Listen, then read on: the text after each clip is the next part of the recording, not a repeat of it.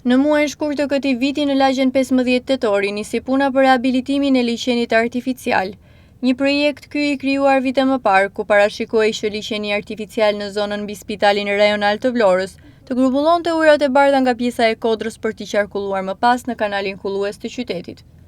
Në këtë mënyrë do të realizohej një atraksion turistik, por mbi të gjitha edhe një park çlodhës për banorët e zonës.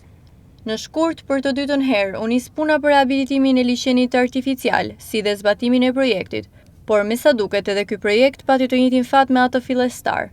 Puna për rehabilitimin e liçenit artificial, i cili ndodhet në zonën mbi spitalin rajonal të Vlorës, është pezulluar.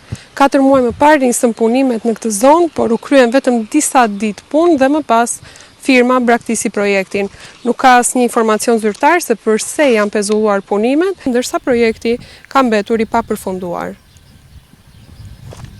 Firma e cila fitoi tenderin nga pushteti lokal punoi vetëm disa ditë, duke larguar nga zona vetëm disa mbetje inerte që gjendeshin të hedhura prej vitesh.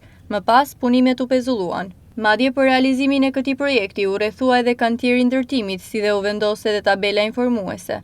Rrethimi i kantierit si dhe tabela nuk janë më në zonë, ashtu siç janë zhdukur edhe mjetet e tonazhit të rënd, si dhe punëtorët që realizonin këtë projekt. Gjithashtu i përfshirë në këtë projekt ishte edhe rehabilitimi i një prej kanaleve kulluese në këtë zonë.